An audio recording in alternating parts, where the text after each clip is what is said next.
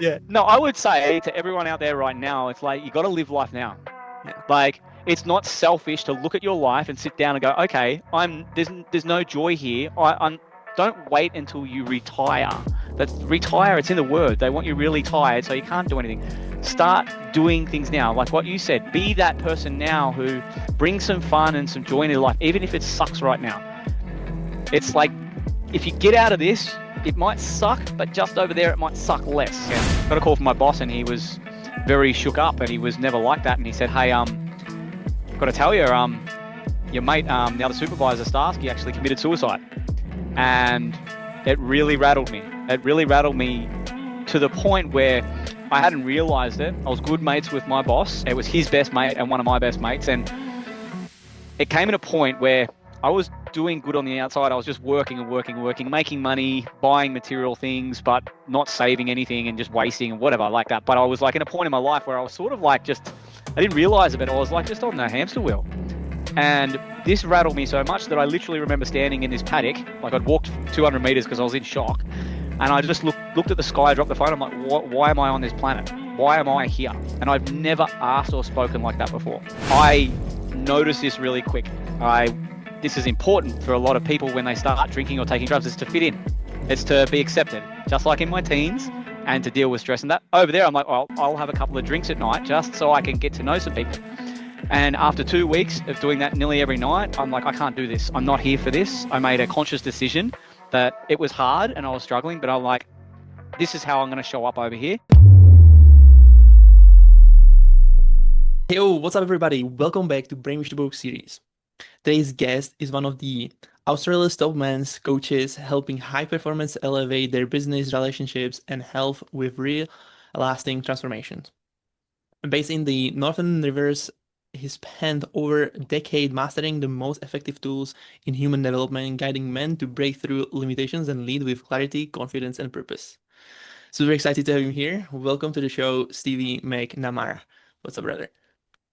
How are you, brother? Thank you, Adam. That was a great introduction. Very excited to be on here and have I think, a really cool conversation.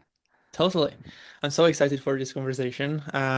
We had a really cool time before actually to figuring out, how and what you've been sharing. How did you started your journey quite a bit? I'm really interested in hearing that.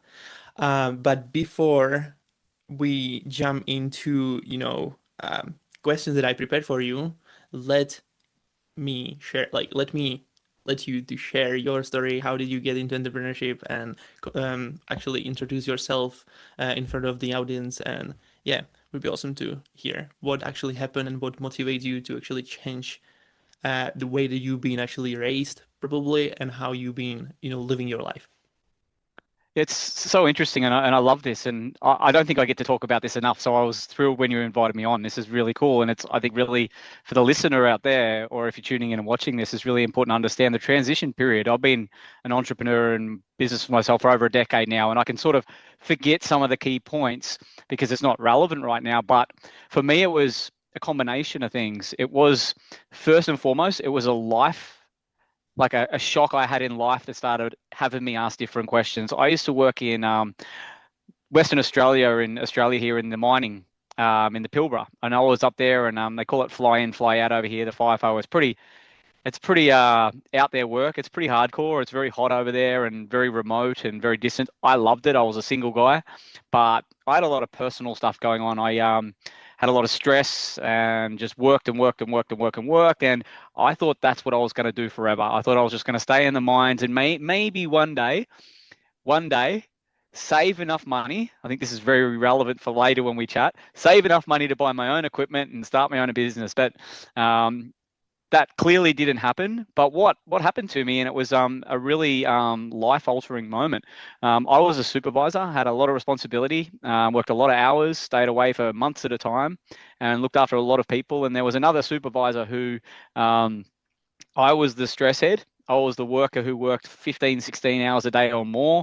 I worked 7 days a week myself. The other supervisor worked a smaller shift, but I would go to him with some of the things I'd struggle with. And he Mhm. seemed like he had it all together.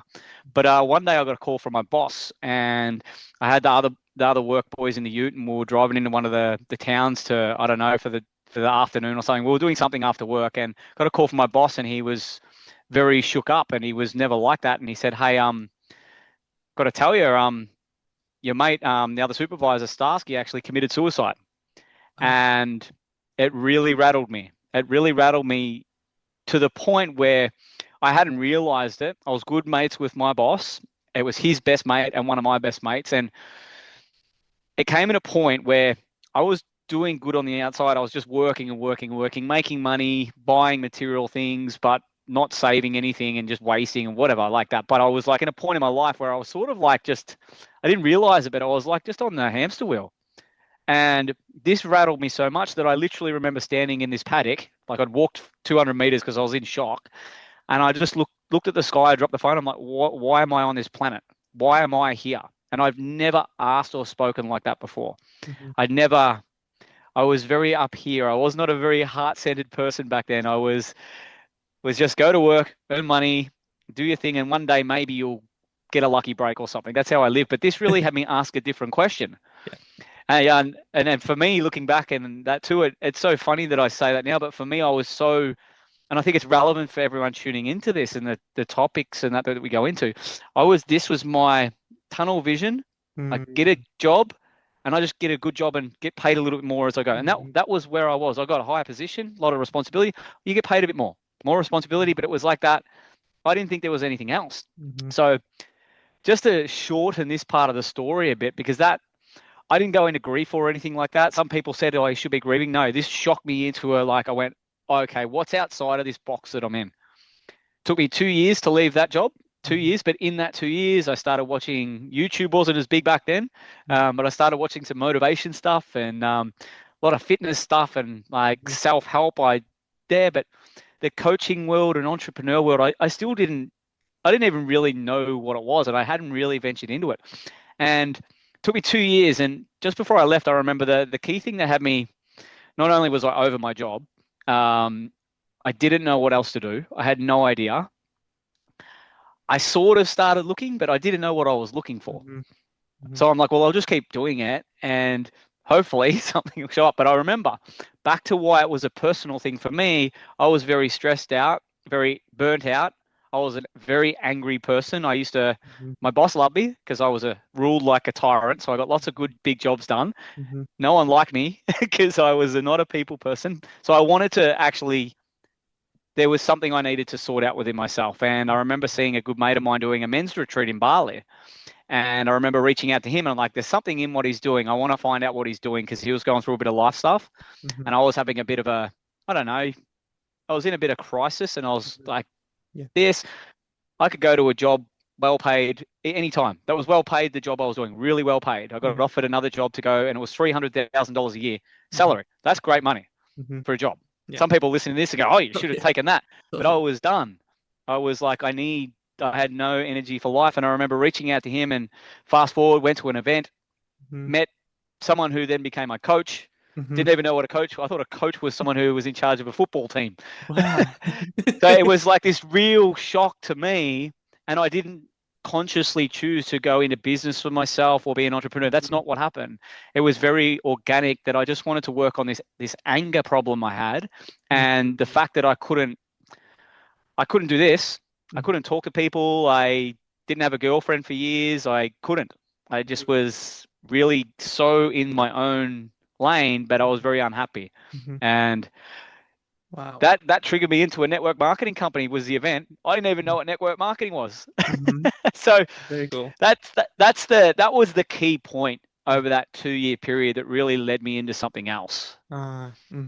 I see. That's awesome. Oh my gosh, like you went through so much. Hmm. The journey is just this is just insane. I would, you know, I would like to I have a bunch of notes from this conversation right from the beginning. I Yeah. would love to ask you like when you've been sharing like you've been always like kind of stressed out and angry and so on like why do you like what why did that been happening in your life like it was something that happened to you in a like when you've been child or how did all came up that you started like being this way wired kind of thing.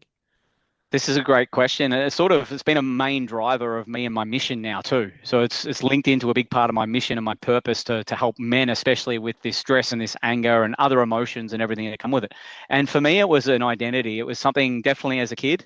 And I've done so much personal work around this. But so we don't talk for hours and hours of all the things that I pinpointed where it came from. Definitely as a kid growing up, I always had a temper. And I know from an early age that it didn't feel like I could get what I wanted. And the only way I could get attention was if I threw a little tantrum and threw myself on the ground, or I broke something, or I smashed something. And I carried that with me right through my teen years, Mhm. school. If anyone bullied me, I'd fight them.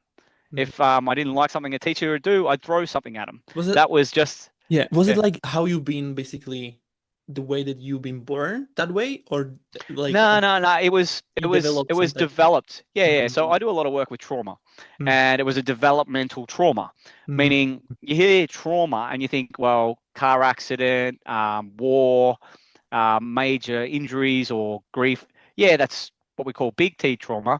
But a lot of mine was this social conditioning, mhm, but it was based on one little bit here, one little bit there, and I developed this way to manage how I was, and I formed a really strong identity around I am angry. I am just mhm, angry. I'm an angry person, and then it became I'm an angry person in my teen years. Don't mess with me. Because if mhm, you mess with me, even though I'm a little guy, I'm going to fight you, mhm. or I'm going Yeah, to yeah. throw something at you, or I'm going to break something. And I carried this into my work life. And although it was not very healthy, Mhm, I became a supervisor when I was 21 because I was so driven mhm, and I would stress out so much, but I'd work really, really, really, really, really hard. mhm, And bosses loved me because no one would answer me back. Everyone would do what I'd say. Because mhm, if they didn't, I'd be like, whatever. So I was really good at that, but it wasn't, I couldn't handle it. Like, mhm, without going on too much of a tangent, in my teens, I turned to alcohol and drugs. So that was early on. I was good at sport, good at Aussie rules football here. I was like, when I was 16, I was playing with the adults. I was this little guy playing with the adults, but what do we do after the game? We go and have a few drinks, and we go have a few lines. That was my teens. And that sort of became my way to sort of sedate or numb out a lot of that stress, a lot of that anger. And that carried on right till I was 30. mhm, So although I was like doing good in my career and all that sort of thing on the outside, I always carried that identity, and the way I dealt with it a lot of the time, not all the time, was drugs and alcohol, which led to more trouble. mhm, And mhm. it was this vicious cycle. Yeah, yeah. What and let me ask you, this is like thank you for sharing this. This is like this is like really personal and I know that this is not easy to share. I don't know for like not for everybody. Um and like what actually led you to, you know, being this type of person like, you know, even like it was the environment that you've been around that people been like wanted to, you know, you wanted to be in the environment like being somebody who they like or something like that because that's what's usually happening, you know, like what I can see people like always like becoming those like the average of those five people that they are staying the most of the time with, right? So what actually led you to, you know, doing this type of things that you eventually like you completely, you know, um basically stop doing and shift the whole life of yours, right? So what actually like what led you to actually do so? To I change no no no. I everything, mean or like being in that position like yeah, yeah, a yeah, young cool. from that young age. Yeah, cool. So I think a lot of it was, and this is humans really, when we're younger, we Mm-hmm. want attention, we want love. Mm, That's what we want. yep. We want to Yep. be heard, we want to be seen, we want to be accepted, and all these sorts of things. And just the way it played out for me over time, that again, that developmental stage and everything, whatever gets us the result, attention from the big people in our life, once we get it once, we that becomes our way. Mm, Now, unless something again big and traumatic happens to change that, we just keep getting confirmation. So mm, at school, the way I got attention was I was good at sport and I wanted attention. And now if I didn't get attention, I would be the angry little kid on the ground, mm. like throwing a little punch or something on one of the other players. So I got attention. So that didn't change when I became a teenager. I was really good at sport. But again, Mhm, if I didn't get attention, especially from my dad or something or recognition, mhm, I would again, I would start fights on the ground and I'd get reported, and then I got attention. And Mm-hmm. then later in my teens, the way I got attention, I would I wouldn't fight as much because I was up against all the adults, Mm-hmm. but I'd be really rough and really hard at footy. But then after the game, when I'm drinking, I would go and fight. Mm-hmm. So I got a reputation and got attention. Mm-hmm. And that kept going again right through my 20s until like I had drug overdose. I went in and out of court. I had a parole order for assault. It led to all these things, and I didn't know how to change it at the time. Mm-hmm. The only thing that I tried was to stop drinking and stop taking drugs, which I could do for short periods of time, but it didn't change what was going on internally for me. It didn't Mm-hmm. change that pattern of Yeah. unconsciously wanting attention and that. And I really started to seclude from the world. And um, environment was a big one. Mm-hmm. And I look back and I was the peer pressuring. Mm-hmm. I wasn't pressured. I was the one pressuring. I'd be the one buying the drugs Mm-hmm. or inviting people out to party. Wow.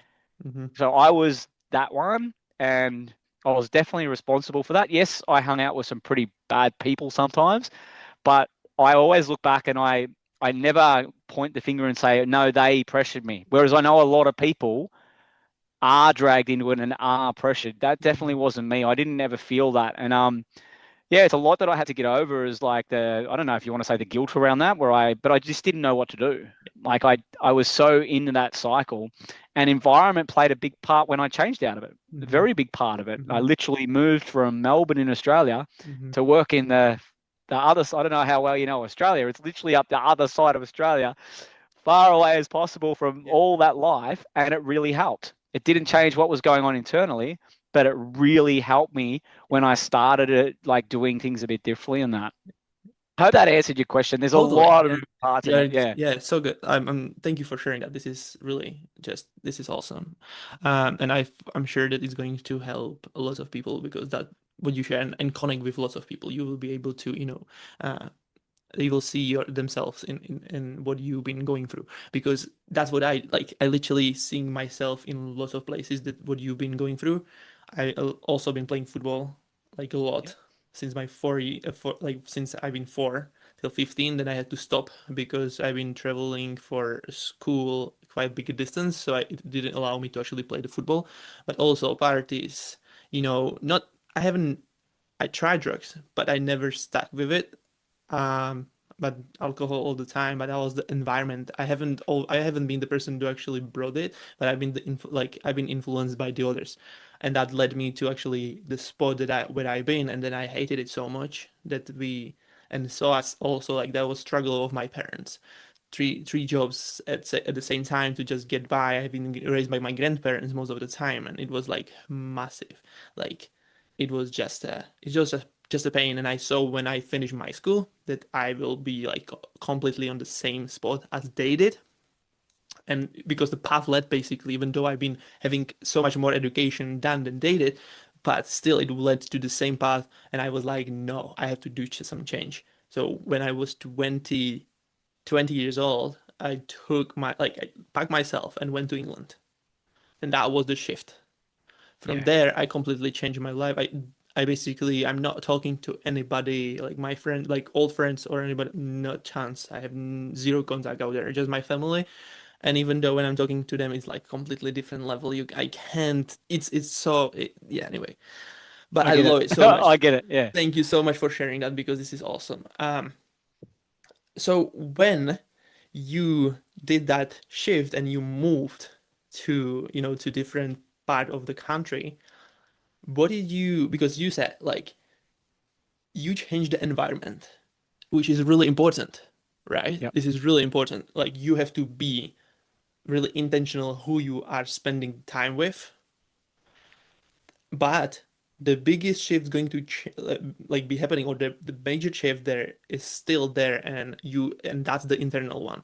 So how did Yep. you actually start shifting the way that who you've been?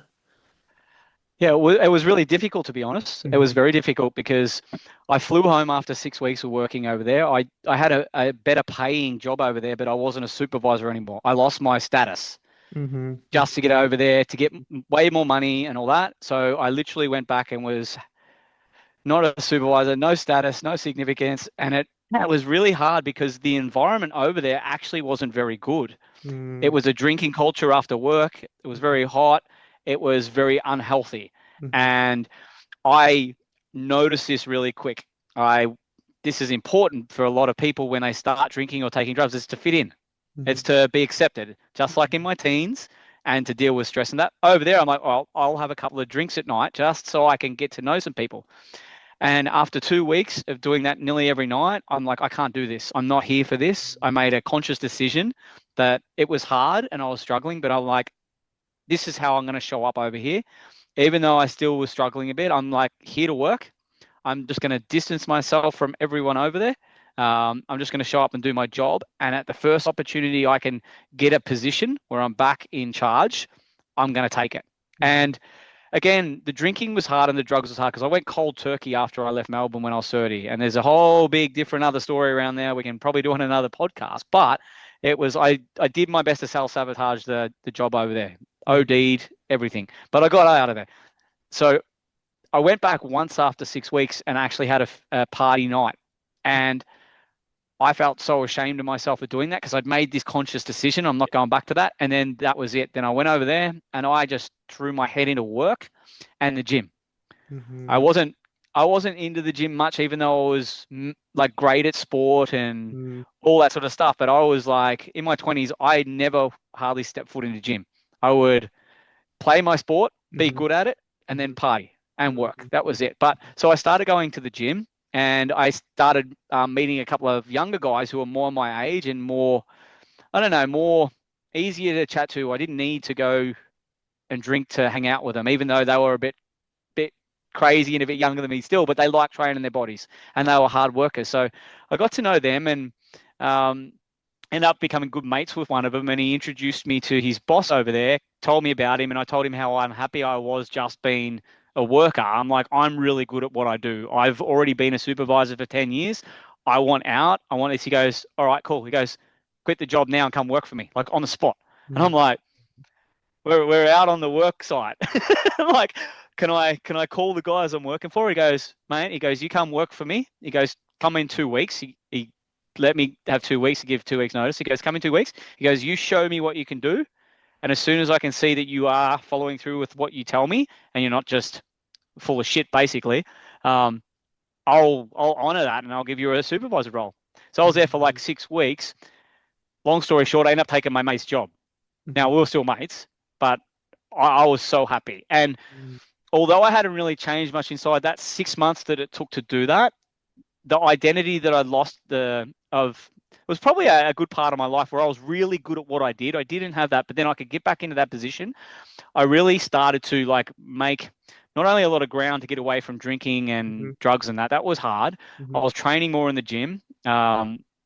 But I was like getting into this routine and I made the environment back to that environment thing. I just did not associate with anyone mhm. that was drinking after work or had a what I would say in that environment a poor mindset. Yeah, I had a poor mindset, but not for work. I had a brilliant mindset for like um, discipline, yeah. organization, getting stuff done on Mhm, time, under budget, orderly. I was great at that back then, mhm, and I'm like anything that messed with that, any workers I had, I'd sack, and it was so there was it was so interesting in that period and even talking about it, I get a bit excited because it was although there was parts of it that I wanted to get away from, that was so good for me in my life, that change of environment, but me being the one how I wanted to be in that environment.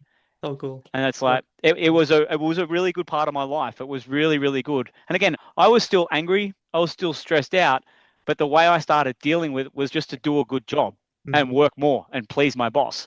And mhm. there's other stuff I had to work on around that after, but at the time, like I would never take that back. Yeah, yeah, yeah. This is so awesome. I love it so much. Like the shift that you did and how you deal with, the whole circumstances that have been actually holding you and still following you basically, even though you moved like from the other part to the other part, right? So it's really, really interesting how you deal with it. Now you went there a little bit. The internal thing. Like how did you start dealing with your those like the stress and the anger and so on? How did you like start? Because now I can feel from you, you are super chilled guy, you know what you're talking about. You So how did you deal with that to actually like make it away, like going like make it So go? a big part of my story and my journey, and this is part of my philosophy when helping men now too, and I call it the glue that sticks it together, is our passions. What do we love doing for ourselves? And from a Mhm, young age, I love fishing and exploring, hiking, nature. mhm, In Australia, we have an abundance of it. And my dad used to take me away when he had the time when he wasn't working, and I loved it growing up. And in my 20s, especially, in between the drug taking and the violence of the alcohol, I would have breaks from it. And in them breaks, I'd be going fishing, and that helped me just keep a lid on it. It just mhm, helped me get through my 20s and that at times where it was there, and I loved it. It's never changed for me. So in my 30s in Western Australia, I bought two boats. I had two boats, two cars. So in any chance I got, even though I was working over 100 hours a week, I'd go fishing. I'd go fishing at night time. I'd go fishing like I'd have a week off after 3 months. And so that helped me just keep it mhm, together. But what I noticed after a while, that I couldn't handle the stress anymore, and it was bubbling over. It was playing out in my body. mhm. I got diagnosed with chronic arthritis. I was burnt out. I actually became a stimulant junkie. So caffeine all the time. Yeah. So it was one of these things, and it's really important for people to understand that there were so many layers to this where I tried to mask and suppress because I didn't know what to do. Mhm, Like I got relief from things, I could escape things, but when I was back into it, it would build up and happen again. So it really came when I was on a 10-week break from work. We were in between jobs. Most of the workforce had been put off because it was in a mining lull, but my boss wanted to keep me going, and I was renovating my apartment in North Queensland then. I'd bought a little apartment over there. Never was going back to Melbourne anymore. Environment, no way. I've been back there twice in 17 years. So I won't go there. Yeah. but I was over there, and it's the same time that I reached out to my mate who I seen was doing a men's retreat. And one thing that caught me when I was tuning into some of the work he was talking about, I didn't know what NLP was back then, but it goes, oh, we've got this NLP Mhm, process that helps you like literally get rid of your emotions. That's how he mhm. said it to me. Yeah, yeah. It sounds so funny hearing that now because it's not what happens. But when I heard that, I was like, so there's something out there that can get rid of my anger. I Mhm, was so I'm like, when I got into this, and then I had a coach, and at the retreats we were at, they were doing this releasing negative emotions, and I was all in. I'm like, get them out of me because I didn't understand. I mhm, definitely don't know what I know now, but in the short term, that changed my life. mhm, Like because I was getting vulnerable. I was talking about my problems, and some of the processes were doing something because I felt very different. But right at that time too, you're talking about passions and everything. It was a 6 month period. I was doing the inner work for myself, went to a mhm. retreat and got a coach.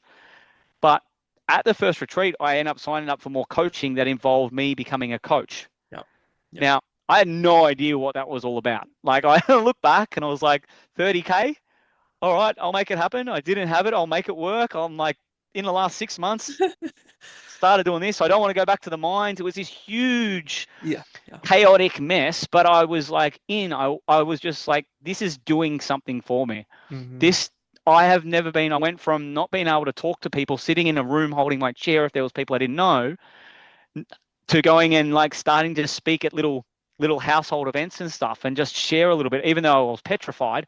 But I'm like, I'm making progress. Something's happening here. And what I found, I didn't realize it at the time. People were gravitated to what I was doing. I was like, I thought I was quiet and like there, but I was pretty loud apparently, and people were drawn to what I was doing. And social media, like I just found that it was like this organic thing that happened, and mhm, it was really fast. And again, I may change.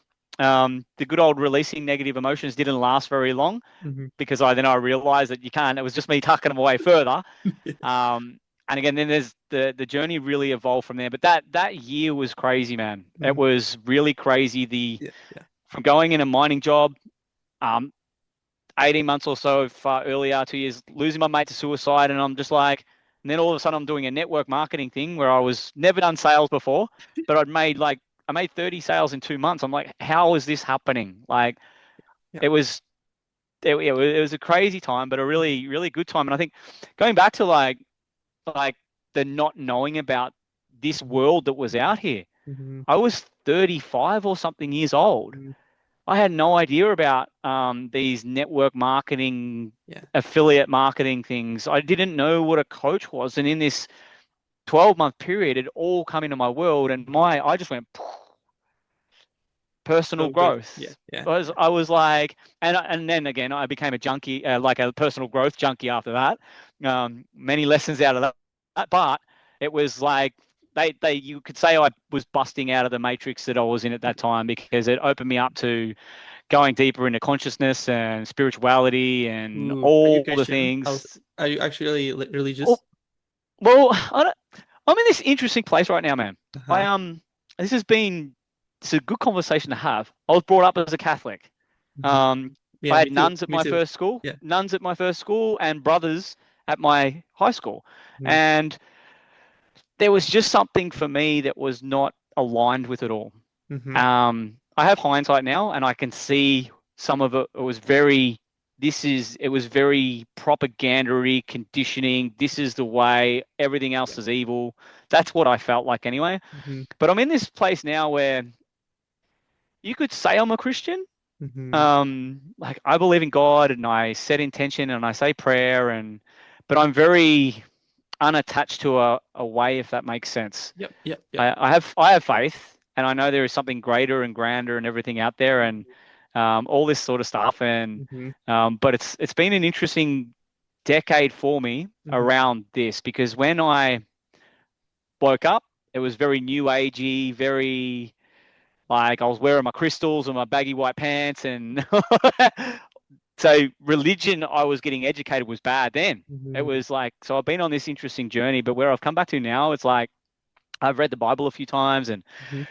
I'm just in this really curious place, let's say. Mm-hmm. Mm-hmm. Yeah, Yeah. totally. It's very interesting to me also, like because I've been pretty similar. Like I've been, growing up in like a Christian type of environment. Like everybody like, um, I think in our countries every Tuesday to the church and so on. I have also like those type of, um, because in our country, if you want to be married in a church, you have to have like some type of ceremony done that you can actually, and then you can actually marry in a church. So I've done all done, but I never understood what does it actually really mean. I didn't have really some type of connection to it. But once Yep. I get into entrepreneurship, it's because of the growth that you are going through and everything like what is happening, like you becoming person worthy of actually being able to have the success, I would say, and even like becoming the person that actually is capable of doing things and having that afterward, because everything's going back to be to have, right? And Yep. lots of the people have it all the other way around. They see somebody having the thing, they and so they think they're gonna do the thing, but they never become the person, so they can't do actually that, and they never going to have the thing, because the God assignment, or basically why he brought us on the earth, is because he was constantly asked to becoming a better version of ourselves. This is Yep. his the most of the important thing that he wants, like what he wants from us. And it's all basically so funny to see that, because when you anyway, I hope this it's okay to share that, because Absolutely. I It's love this your topic. podcast, brother. Totally, yeah. Just if you're interested in that, Yeah. but basically, what I like when I studied that, and especially I listening Myron Golden for this type of things, and it's like we got like we've been born with this type of, we want something more from our life, always wanting more, something like better cars, better houses. The feeling of wanting more is actually the God blessing, because and it all plays together with to like having more. So we're supposed to do more, but the whole thing that how he built it is because you can have it more without doing more, and you can do more without being more. So it's like all set it up together to actually fill his assignment, like what he wants us to do. And most people are like literally not knowing, or not like it's like basically skipping the first becoming part, which is the most important thing actually to have to do and have more. But anyway, this is like I love this conversation so much. You are so Yeah. amazing. Yeah. Yeah, this is It, so cool. Awesome. It's like on that. I love the B2 habits. Like Yeah, a lot of my clients, I take them through. It's like you've got to be the identity, yeah, and it's not. I'm not. That's the thing. You want the thing. You yeah, want to be more or becoming. mhm, Like you got to be it first. yeah, You don't be it once it's here. It's like you be it now, and that's yeah. And the links you're making there, I really like that too. yeah. Yeah. Because they think that when you're going to have more money, they can become more. That's not right. That's not true. You have to become first to be able to have more money. You know, and it's just so funny. I like I see most people are really struggling with this piece, and that's why they are Yep. stuck and they just switching opportunities, like one to the other. But the thing is, if you do something and you start doing, start building, you becoming along the way, also becoming more to actually be able to do that. But if you switch the opportunity, you are literally going into something completely different. So you have to become more, and you're starting from the scratch completely again Yep. because you have to become the person first, and then you can do the thing. So it's just that's why you can see so many people are like, completely like confused, or they are like the apostle syndrome, or what is it called? You know what I mean? Yep. And uh, yeah, they are completely burned out because they are switching opportunities all the time, and they're not able to stack long enough to Yep. actually make like become the person to be able to do the thing. But yeah, that's conversation for different day. I love it so much. Yeah. You know, I want to get back into the fishing piece, right? The fishing Awesome. part, Cool. Yep. because what actually the fishing allow you to do that you would be able to keep the lid on the anger? Yeah, cool. So in my professional terms now, it helped me regulate my nervous system. Mm, Um, that's what it was doing. I didn't know that at the time. It just had my system calm down enough so mhm, then I could again, I could feel some of my feelings and my emotions at the time. Most of it, mhm, I'd still keep a lid on it, but I was regulated enough so I could function again. So I wasn't just in overdrive where the voices and everything that was going on in my head would just calm down enough. So it would help me regulate. And being out in nature, I love being out in nature. I love animals. I loved all that. But again, I needed to escape the environment that I was in and how I was in that environment, get out of it. My nervous system would calm down enough and enjoy what I did just so I can go do it again. So mhm, it was not a long term strategy, say to resolve anything. mhm, But I'll fast forward to the fishing now, and I talk about this a lot. I'll go to my philosophy with my clients who are men. So many clients who come work with me now, they might have the monetary success, they might have the business success, but two things or three things usually suffer. Their health usually suffers mhm, because they've just been working, working, working. mhm, Their relationship usually suffers. Or what I find most men is they don't know what they like. They've got mhm, no passions. mhm. They haven't done what they've loved to do because they've been too busy focused on building, providing, Yeah, which are important. yeah. So what I find with me, what I do, I've got a great understanding with my wife. She sees how I am when I go on my trips. When we first got together, she was like, "Why are you going away for 5 days by yourself?" I'm Mhm, like, "I'm going fishing," and she was like, "Are you going to see someone?" I'm like, "No, I go to the bush to do my thing and all that sort of stuff." But she's seen that really quick how when I come back, recharged, refreshed, invigorated, energized. So every 4 to 6 weeks, I go away for about 3 or 4 days by myself. I go fishing, hiking, adventuring. I test myself. I challenge myself. Some of the work I do, my retreats with men and all that, they have a nature aspect. They have a challenge aspect to it. I take clients to the bush sometimes. mhm, So I've got it in my work as well. mhm. Um, and once a week, my calendar blocked out. I live near the beach here. If the weather permits, I'll go fishing. It's still a Are you, tool I use yeah, now. are you introverted person or are you extrovert? Um, I'm an introvert, Yeah, yeah. but if you Makes see me sense. at event, Yeah. if you see me at events and stuff, like I've shared in a bit of content. Some of my friends say I'm a cross between Steve Irwin, the crocodile hunter, and Tony Robbins.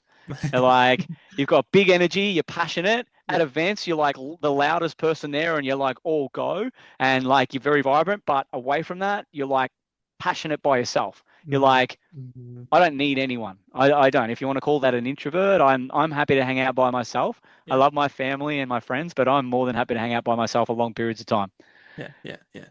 Would you be Yeah. like if when it comes to introvert extrovert, are you like recharging even with the people like around yourself, or are you Nah. like So recharge in with? that regard, I'm definitely an introvert because I call it fill my cup by myself. Yeah. I need to humans. Yeah.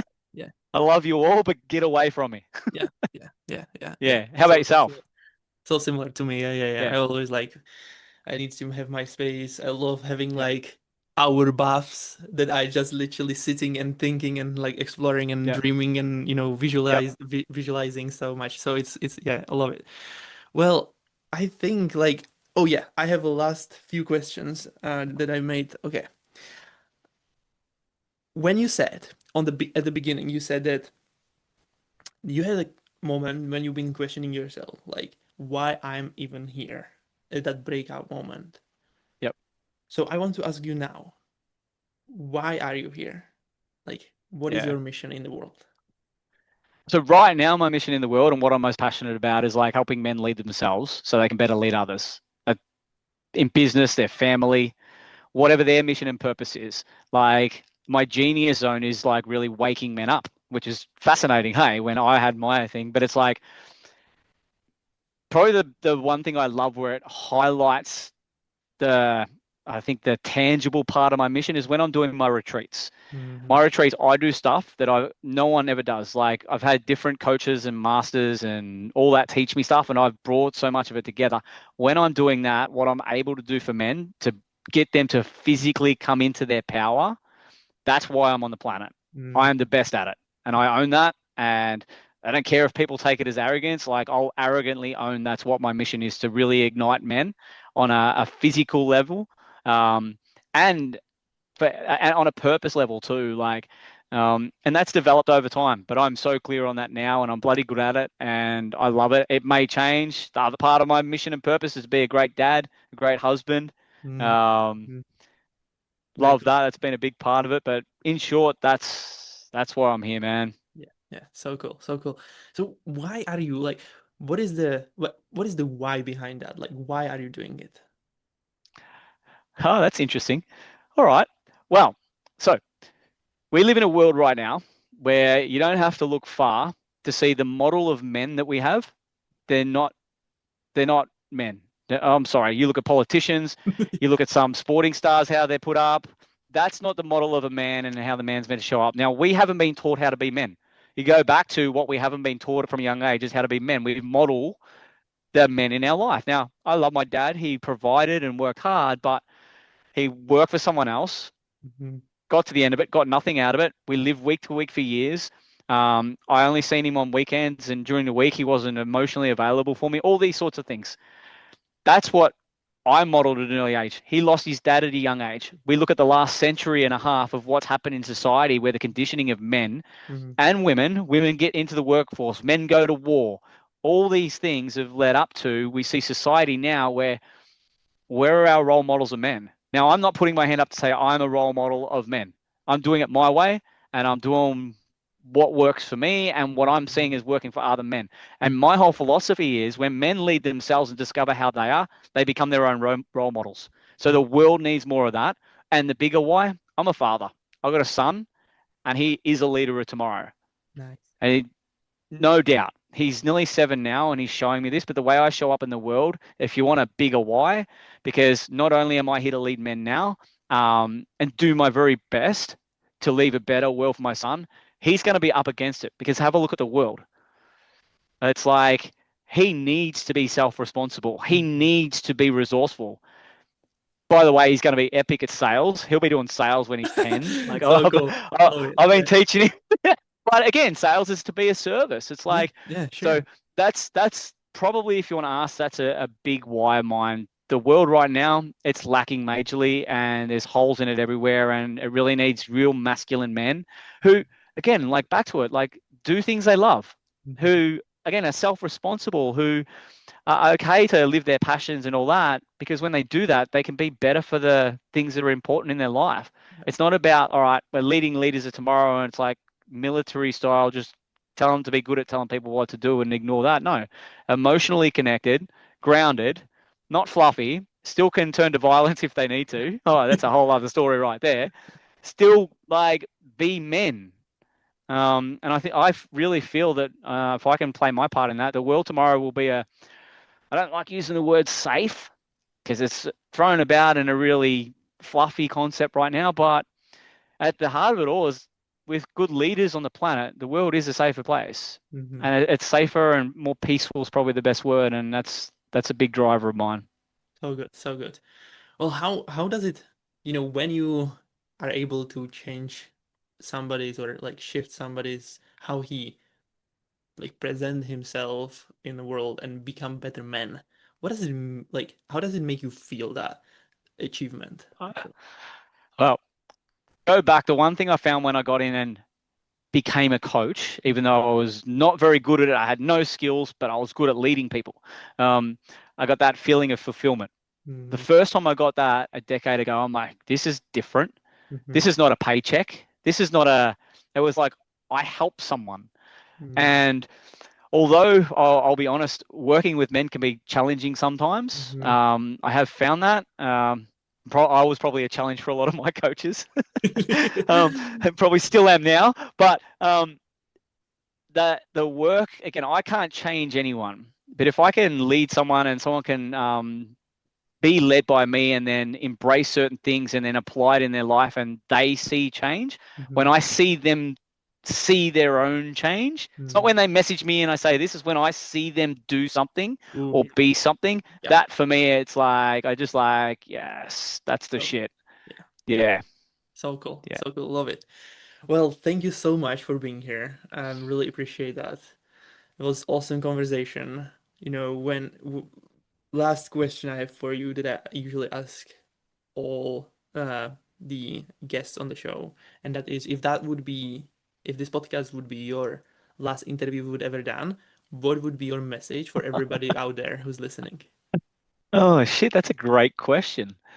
It's a great question. The last thing, if this is the last podcast I ever done, well, the first thing, if this is the last podcast I've ever done, that means I'm retiring and going fishing. That's That's that's good. that's the reason. Yeah. No, I would say to everyone out there right now, it's like you got to live life now. Yeah. Like it's not selfish to look at your life and sit down and go, okay, there's no joy here. I'm don't wait until you retire. That's retire. It's in the word. They want you really tired, so you can't do anything. Start doing things now, like what you said. Be that person now who brings some fun and some joy in your life, even if it sucks right now. It's like if you get out of this, it might suck, but just over there, it might suck less. Mm, And when it starts sucking less, you go, well, maybe it's not so bad, but bring some fun and joy in. And even if you're working your ass off building or anything, still do that because there's going to be a point where you don't want to be a pain point where you start doing that. Do it now. so cool. But Love it. Thank you so much. awesome, brother. Yeah, thank you so much for sharing. And where people can find you, to contact with you, support you, start following you. Yeah, I'm super active on Facebook. Very, very active on there and Instagram and all the things. I've got my own podcast. I'll have to have you on, I guess, brother, because I am very curious about your shift over to England and the things like that, the UK and that. Mine's called the Wild Man Revolution Show, WMR Show, where I'm highlighting men doing great things in the world. So there's some fantastic conversations on there. And yeah, I'm very blessed to have some great contacts around the world actually that I've been interviewing. And where else? Yeah, YouTube and all the like Spotify, but yeah, Facebook's usually where I hang out. Awesome. All right. And for everybody who's listening, if there's still something in you, don't ignore it. Share it with someone who needs it. Subscribe, leave a review. And remember, you weren't born to follow the script. You weren't born to be free. Bye, everybody.